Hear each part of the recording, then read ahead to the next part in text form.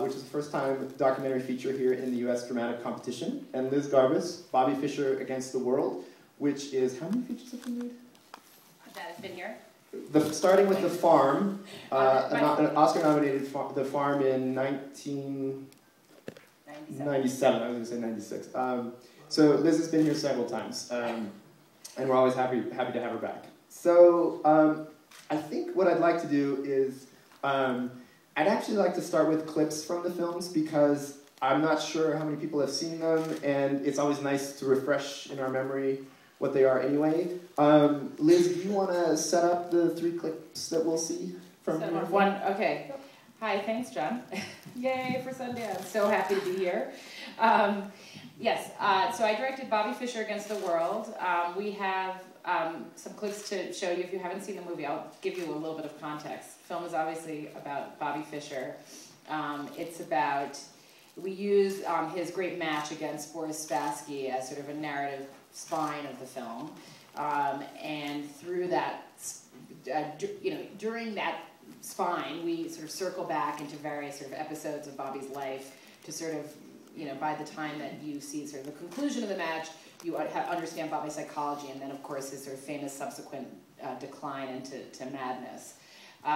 So the first clip that we'll show describes sort of Bobby's early obsession with chess, and we talked to author Malcolm Gladwell about the gaining of expertise and the sort of total obsessive nature that it often requires to become sort of a master in either an art, a sport, a science, and that certainly applied in Bobby's childhood. The second clip talks a little bit about the formation of Bobby's psychology in terms of all the people who sort of, I think as a child growing up as a celebrity or some kind of star, that the sort of pressure of celebrity on youth had a lot to do with, I think, Bobby's ultimate unhinging. And so we have a clip which explores sort of the people who surrounded him, even as a very young child. And then the last clip is a little further on in the film, which talks about, Bobby was really played a chess match with the world in terms of whether or not he'd actually show up at his world championship match. And at a certain point, very higher powers had to intervene to sort of encourage Bobby to actually get on the plane and go to Iceland and play the Russians. So those are the 3 clips, if you can remember all of that. Cool.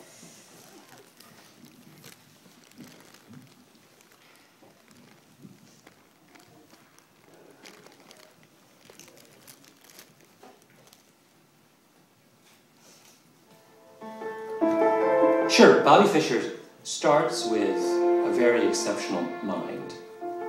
But genius is not only about a particular innate gift for X. Genius is about a desire to do X. It's about a willingness to sacrifice. It's about an ability to develop that kind of obsessive interest in perfecting one's ability to do some task. People who studied expertise have looked at classical music composers, at surgeons, at chess players, interested in figuring out what do high achievers have in common. They have always, almost without exception, put in 10,000 hours of deliberate practice first. From very young, he was really living for chess. Even when he was eating, he would always have a chess board with him and study new variations.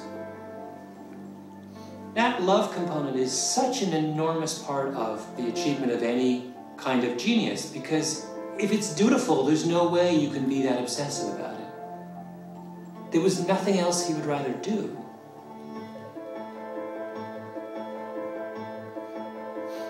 I started playing games with myself. I would make the white moves and the black moves, and just defending this pawn, play through the whole game, and eventually I would checkmate the other guy. I almost always won the game.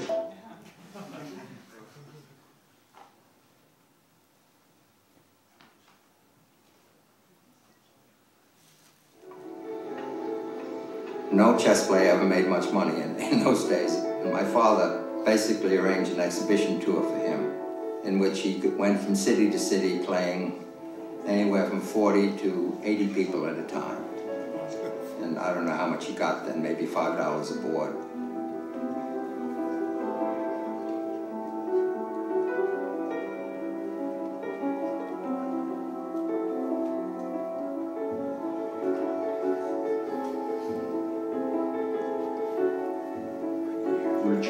decided that this was a way to the big time.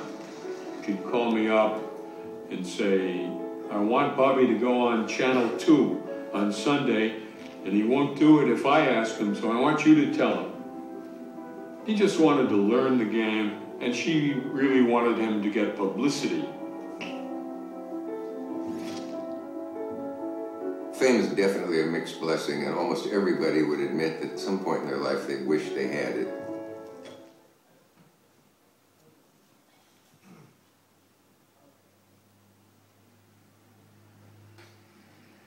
We were losing the whole thing. We had to get Fischer to come to Iceland. The Soviet Union had the feeling that the world chess champion was humiliated. They wanted to call Spassky back to the Soviet Union. Boris said to me, this is a very severe situation. You have to solve this on a higher level. Guðmundur Thorarinsson, I think he asked the Prime Minister of Iceland to call Kissinger. Fischer was very reluctant to go, and I placed a call to him, and I said to him, go. The United States of America wanted Bobby to go there and win the world title.